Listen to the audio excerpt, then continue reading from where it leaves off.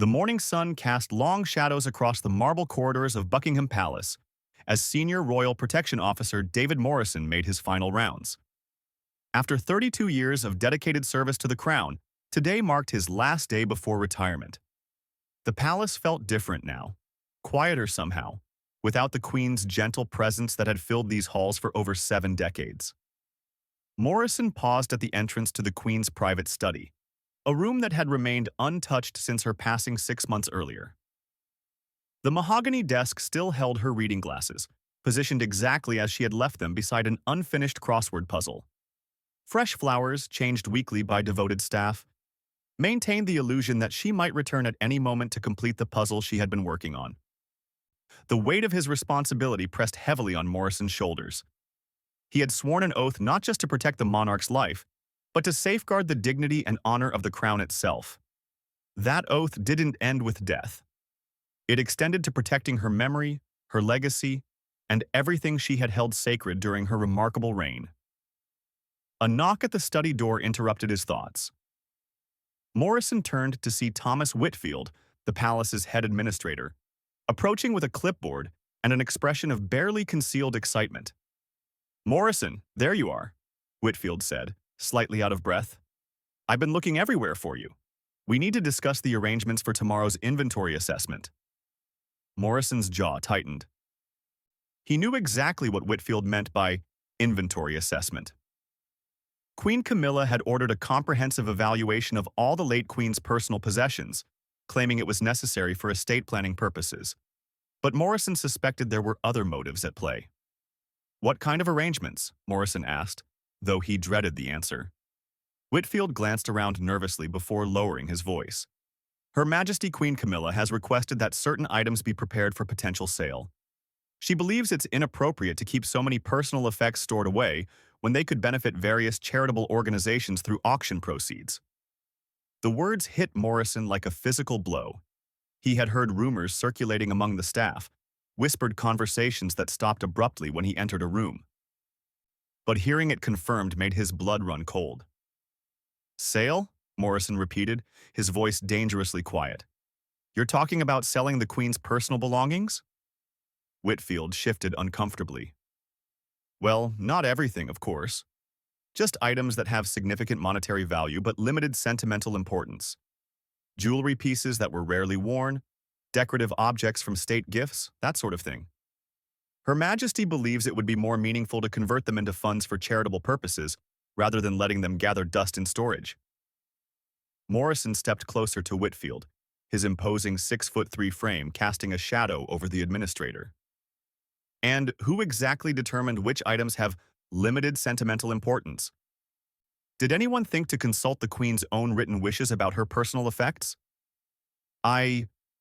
Well, that is," Whitfield stammered, clearly unprepared for Morrison's intense reaction. "Her Majesty Queen Camilla is now the senior female member of the royal family. She has the authority to make these decisions in consultation with His Majesty the King." Morrison's hands clenched into fists at his sides. He had served 3 generations of the royal family and had never felt such disgust at the actions of those he was sworn to protect. The late Queen had been meticulous about her possessions, each item carefully catalogued with detailed notes about its history and significance. She had specific instructions for nearly everything she owned, instructions that apparently were being completely ignored. "Where are these items now?" Morrison demanded. "They're being moved to the blue drawing room for assessment," Whitfield replied, consulting his clipboard. "Her Majesty wants to personally review each piece before making final decisions. The auction house representatives will be here tomorrow morning to provide valuations." Morrison felt a surge of anger so intense it made his vision blur momentarily. An auction house. They were actually bringing in professional appraisers to put price tags on the Queen's most personal possessions. Items that represented decades of service, diplomatic relationships, and cherished memories were about to be reduced to mere monetary value. "I need to see the list of items being considered," Morrison said firmly.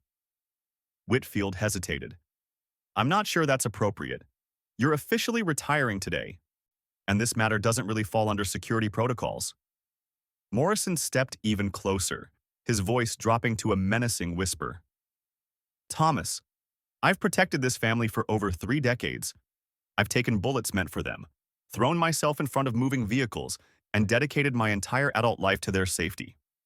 Don't you dare tell me what is or isn't appropriate when it comes to protecting the Queen's legacy." The administrator's face went pale, and he fumbled with his clipboard before pulling out a folded sheet of paper. "Here's the preliminary list," he said quietly.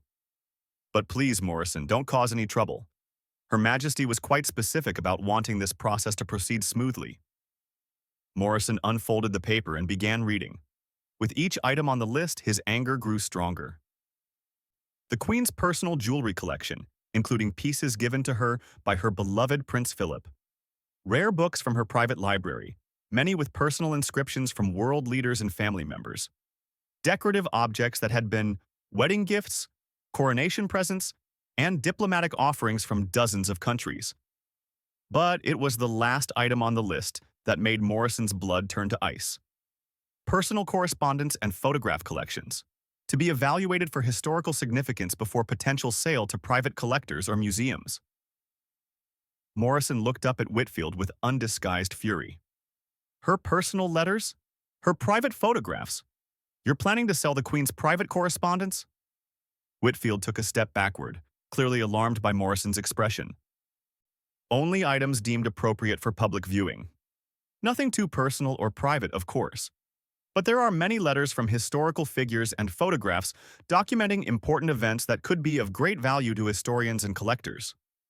Morrison crumpled the paper in his fist. The idea of strangers pawing through the Queen's private letters, reading her personal thoughts and intimate moments, was beyond disgusting.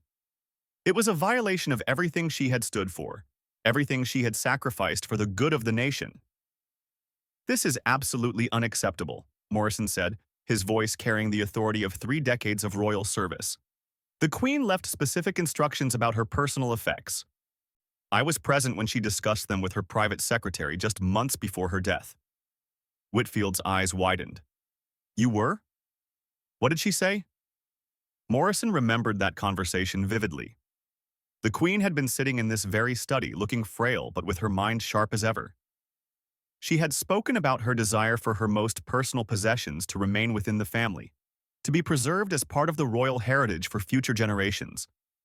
She had been particularly adamant about her correspondence and photographs, viewing them as private family history that should never be made public. She made it very clear that her personal items were to be preserved, not sold, Morrison said firmly. She wanted them to remain part of the royal collection for her grandchildren and great-grandchildren. She specifically mentioned that she didn't want her private life turned into a commercial spectacle. Whitfield looked genuinely troubled by this information. But Her Majesty Queen Camilla said she wasn't aware of any such specific instructions. She said the Queen never left written directives about her personal possessions. Morrison felt a cold dread settle in his stomach. Either Queen Camilla was lying about not knowing the Queen's wishes, or someone had deliberately withheld that information from her. Given what he knew about the dynamics within the royal family, he suspected the former was more likely than the latter. "The instructions exist," Morrison said quietly. "I can prove it." Whitfield shifted nervously. "What do you mean?" Morrison had been the Queen's constant companion during her final months, accompanying her to private meetings and personal appointments that few others were privy to. He had been present when she met with her lawyer to update her will, and when she recorded video messages for her family to be played after her death. Most importantly, he had witnessed her creating a detailed inventory of her personal possessions with specific instructions for each category of items. "The Queen recorded everything," Morrison explained. "She was meticulous about documentation, especially in her final months. She knew there might be questions about her wishes after she was gone, so she made sure to have written and recorded proof of her intentions." The color drained from Whitfield's face. "Recorded? You mean there are videos?" Morrison nodded grimly. "Videos, written documents, witness statements. The Queen was very thorough about protecting her legacy from exactly this kind of situation." Whitfield began pacing nervously. But why wasn't any of this shared with the current Queen Consort? Surely, if such documentation exists, it should have been presented during the estate planning discussions. Morrison suspected he knew the answer, but it wasn't something he could share with Whitfield. There had been tensions between the late Queen and Camilla that went back years. Disagreements about protocol, tradition, and the proper role of the monarchy in modern society. The Queen had been concerned about changes that might be made after her death. Changes that could damage the institution she had spent her life building and protecting. "That's something you'll need to take up with the Queen's private secretary," Morrison said diplomatically. "My concern right now is making sure her wishes are respected and her dignity is preserved." Whitfield stopped pacing and looked directly at Morrison. "What exactly are you planning to do?" Morrison folded the crumpled paper and put it in his pocket. "I'm going to do what I've been doing for 32 years. I'm going to protect the Queen." "But Morrison," Whitfield protested, she's gone. Your duty ended with her death."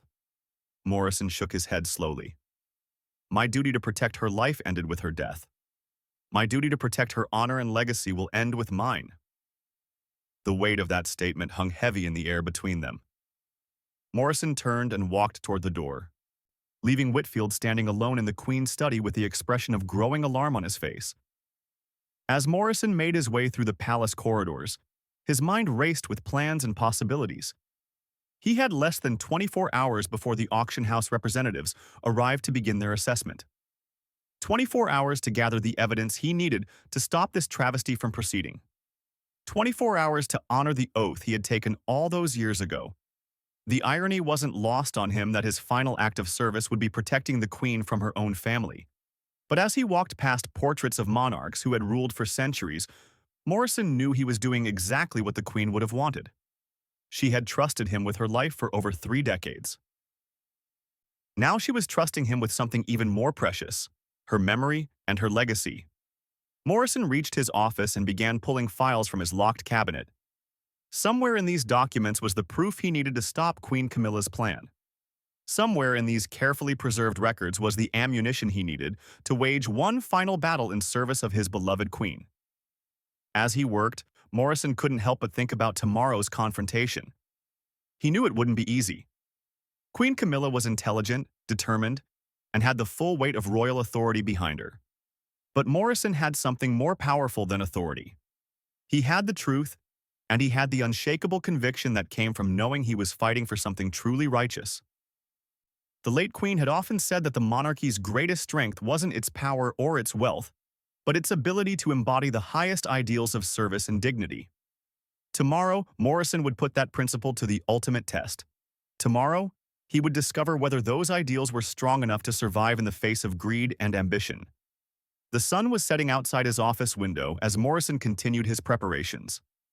In 12 hours, the battle for the Queen's legacy would begin, and David Morrison, loyal servant of the crown, would be ready. The next morning arrived gray and cold, with thick clouds hanging low over London like a funeral shroud. Morrison had barely slept, spending most of the night reviewing documents and preparing for what he knew would be the most important confrontation of his career. At precisely 7 o'clock, he positioned himself outside the blue drawing room, where Queen Camilla was scheduled to meet with the auction house representatives. The blue drawing room had always been one of the Queen's favorite spaces for receiving guests, its elegant blue silk walls and priceless artwork creating an atmosphere of refined dignity. Now it had been transformed into something that looked more like a warehouse, with the Queen's personal possessions arranged on tables and display stands like merchandise in a shop. Morrison's heart ached as he surveyed the scene. Jewelry boxes sat open, revealing glittering treasures that had adorned the Queen during some of history's most significant moments. Books that had been her constant companions during long flights and quiet evenings were stacked like common library discards. Photographs that captured intimate family moments were spread across tables as if they were garage sale items. At exactly 9 o'clock, the auction house representatives arrived. Morrison watched from his position near the door as 3 impeccably dressed individuals entered the room, their eyes immediately lighting up at the sight of the treasures before them. They moved through the displays like sharks sensing blood, their professional excitement barely contained as they began making preliminary assessments. "Good morning, gentlemen," came a familiar voice from behind Morrison. He turned to see Queen Camilla entering the room, dressed in an elegant navy suit and wearing a confident smile that didn't quite reach her eyes. I trust you found everything in order? The lead representative, a thin man with wire-rimmed glasses and an expensive briefcase, stepped forward with an obsequious bow. Your Majesty, this is absolutely extraordinary. The preliminary inventory suggests we're looking at items worth several million pounds, possibly much more depending on provenance and historical significance. Morrison felt his stomach turn at the man's obvious greed. These weren't just valuable objects to be sold to the highest bidder. They were pieces of history, fragments of a life dedicated to service and duty. Each item had a story, a memory, a significance that couldn't be measured in pounds and pence. Excellent, Queen Camilla replied, moving toward a display of jewelry. I'm particularly interested in your assessment of these pieces. Many of them have been sitting in storage for years, serving no useful purpose. I believe the proceeds could do tremendous good for various charitable organizations. Morrison stepped forward, his movement causing all heads in the room to turn toward him. Your Majesty, he said formally, I need to speak with you immediately about a matter of urgent importance. Queen Camilla's smile faltered slightly. Morrison, isn't it? I was told this was your retirement day. Surely whatever concerns you have can wait until after this meeting. Morrison remained perfectly still, his posture radiating the authority of 3 decades of Royal Protection Service. I'm afraid it cannot wait, Your Majesty. What I have to discuss directly relates to these proceedings and cannot be delayed without serious consequences. The auction house representatives exchanged uncertain glances, clearly sensing the tension that had suddenly filled the room. The lead representative cleared his throat nervously. Perhaps we should step outside while you handle this matter, Your Majesty? Queen Camilla waved them off dismissively. That won't be necessary. Morrison, you have 5 minutes to explain whatever is troubling you, and then I expect you to allow us to continue with our work. Morrison reached into his jacket and pulled out a thick manila folder. Your Majesty, I have in my possession documented evidence that directly contradicts the premise of these proceedings. The late Queen left very specific instructions regarding her personal possessions, instructions that appear to have been either ignored or deliberately concealed. The color drained from Queen Camilla's face, but she maintained her composure. I was informed by the Queen's private secretary that no such specific instructions existed. Are you suggesting that information was incorrect? Morrison opened the folder and removed several documents, including photographs of handwritten notes in the Queen's distinctive script. I'm not suggesting anything, Your Majesty. I'm stating unequivocally that such instructions not only exist but are detailed, comprehensive, and legally binding. One of the auction house representatives stepped forward to get a better look at the documents, but Morrison subtly shifted his position to block the man's view. This was a matter for the royal family to resolve, not for outsiders to witness. These documents, Morrison continued, include the Queen's explicit wishes that her personal jewelry collection be preserved for future generations of the royal family. She specifically stated that pieces given to her by Prince Philip were never to leave royal possession under any circumstances. Queen Camilla's confident demeanor began to crack. Show me, she demanded, extending her hand toward the documents. Morrison handed her the first document, a handwritten letter dated just 3 months before the Queen's death. As Camilla read, her face grew progressively paler. Morrison knew she was reading the Queen's clear statement that her personal effects were to remain within the royal collection, with specific pieces designated for individual family members. This changes things, Queen Camilla murmured, her voice much quieter than before. Morrison handed her a second document. This is a witness statement, signed by the Queen in the presence of her private secretary and her personal lawyer. It explicitly forbids the sale of her personal correspondence and photographs to any outside parties. She considered such actions to be a violation of royal privacy and dignity. The silence in the room was deafening. The auction house representatives stood frozen, unsure whether they should stay or leave. Queen Camilla continued reading, her hands beginning to tremble slightly as the full implications of the documents became clear. Morrison presented the final piece of evidence, a sealed envelope bearing the Queen's personal seal and marked, to be opened only in the event of unauthorized disposal of personal effects. He had been holding this envelope for 6 months, hoping he would never need to use it. Your Majesty, Morrison said solemnly. The Queen anticipated that there might be pressure to sell her possessions after her death. She was very concerned about protecting her privacy and maintaining the dignity of the crown. This envelope contains her final statement on the matter. Queen Camilla stared at the envelope as if it were a venomous snake. What does it say? Morrison's expression was grave. I don't know, Your Majesty. The Queen instructed me to break the seal only if I witnessed actions that violated her stated wishes regarding her personal effects. Based on what I've observed this morning, I believe we've reached that point. The lead auction house representative finally found his voice. Your Majesty, if there are legal complications regarding ownership or disposal rights, perhaps we should postpone this evaluation until the matter can be properly resolved. Queen Camilla shot the man a withering look. I am perfectly capable of handling royal family matters without advice from outsiders, she snapped. Please wait in the corridor while I review these documents. The three representatives quickly gathered their briefcases and hurried from the room, clearly relieved to escape what had become an extremely uncomfortable situation. Morrison watched them go, then turned back to face Queen Camilla, who was now standing beside a table displaying some of the Queen's most precious jewelry pieces. Open it, she said quietly, nodding toward the sealed envelope. Morrison carefully broke the wax seal and unfolded the single sheet of paper inside. As he read the Queen's final words on the matter, his expression grew even more serious. The letter was brief, but devastating in its clarity and moral authority. Well, Queen Camilla demanded, what does it say?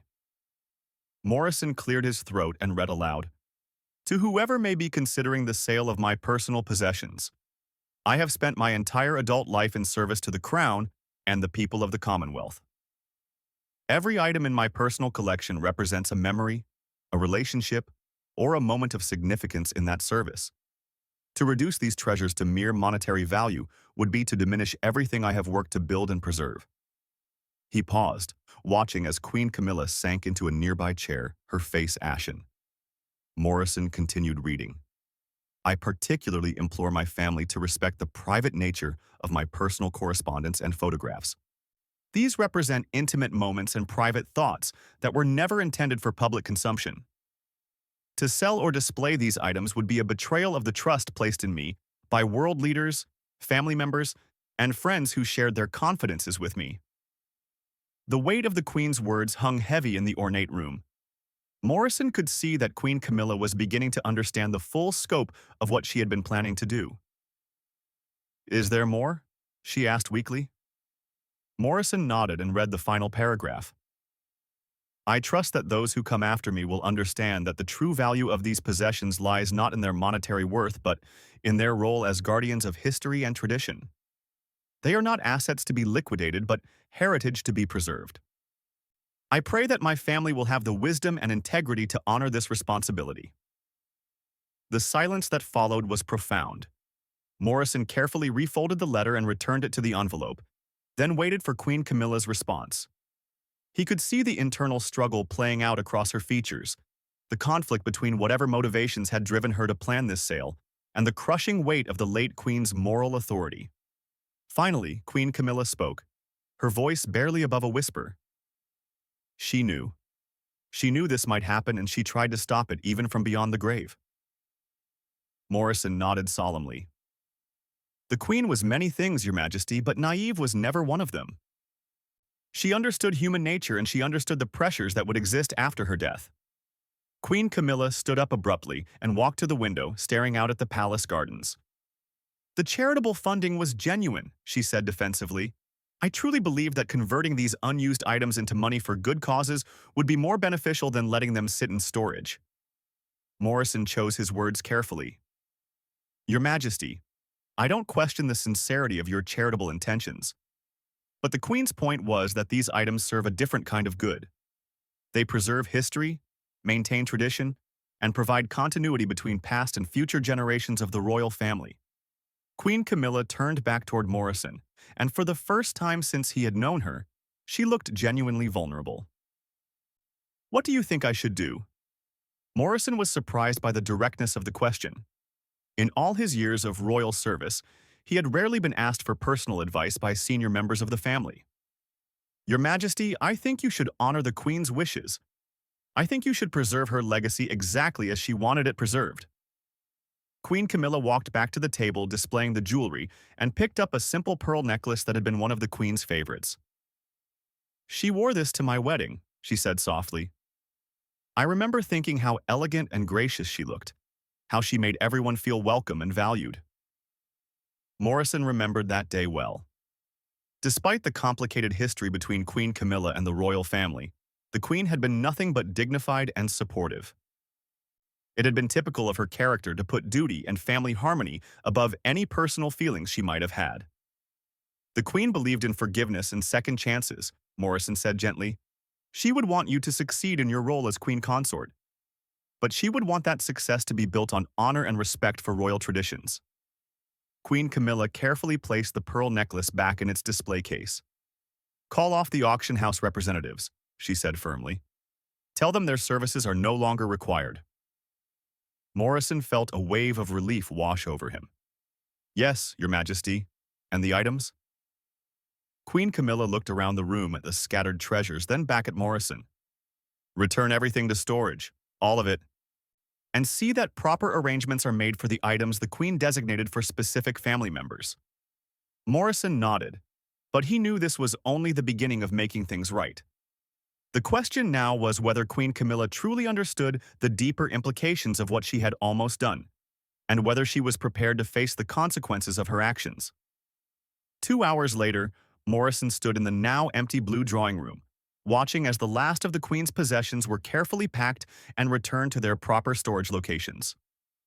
The auction house representatives had departed with expressions of confusion and disappointment. Their dreams of a lucrative commission evaporated. Queen Camilla had excused herself to consider the implications of the morning's revelations, leaving Morrison to oversee the restoration of order. As he supervised the careful handling of each precious item, Morrison reflected on what had just transpired. He had successfully prevented what would have been a catastrophic violation of the Queen's wishes, but he knew the victory was incomplete.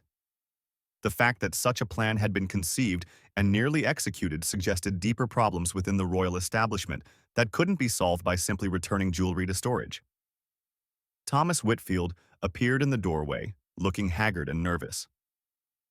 Morrison, Her Majesty would like to see you in the green drawing room when you have a moment. Morrison nodded, having expected this summons. Queen Camilla would want to discuss the broader implications of what had happened, and he suspected the conversation would be considerably more difficult than their earlier confrontation. He made a final check to ensure all items were being properly handled, then made his way through the palace corridors. The green drawing room was smaller and more intimate than the blue drawing room, decorated in sage green silk with comfortable seating arrangements that encouraged private conversation.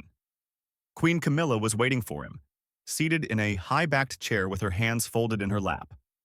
Her earlier confidence was gone, replaced by something Morrison had never seen in her before, genuine uncertainty.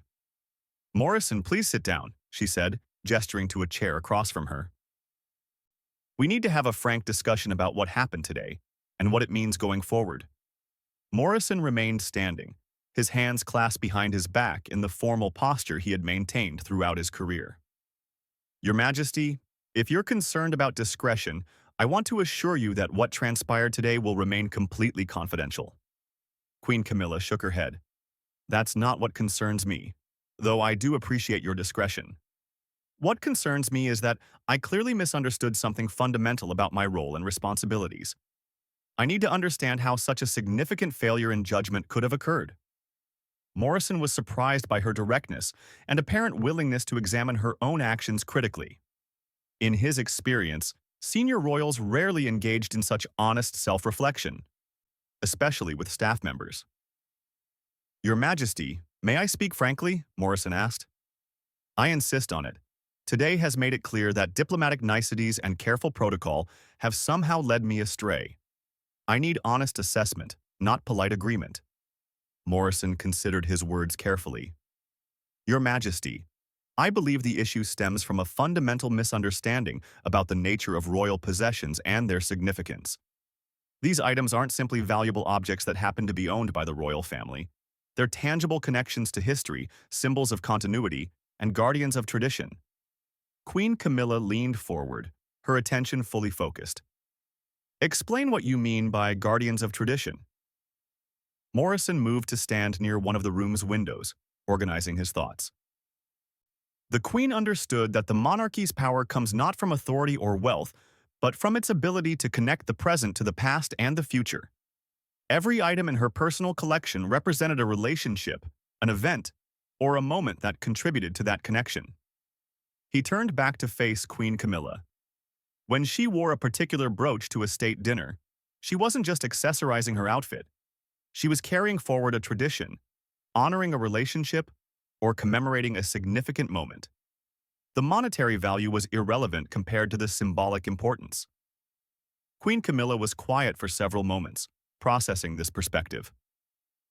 So when I planned to sell those items for charity, I wasn't just disposing of unused possessions. I was breaking those connections. Morrison nodded. That's exactly right, Your Majesty. And worse, you were doing it in a way that would have made those connections available for purchase by anyone with sufficient funds. The Queen's private letters and photographs would have become collectibles for wealthy enthusiasts rather than preserved family history. The full horror of what she had almost done seemed to hit Queen Camilla all at once. She covered her face with her hands and sat in silence for nearly a minute before looking up at Morrison. "How could I have been so blind?" she asked, her voice thick with emotion. "How could I have convinced myself that this was appropriate?" Morrison had been wondering the same thing. Queen Camilla was not a stupid woman, nor was she inherently callous or greedy. Something had led her to this catastrophic error in judgment, and he suspected he knew what it was. "Your Majesty, may I ask who suggested this course of action?" The auction and sale of the Queen's possessions was a complex undertaking that would have required significant planning and coordination.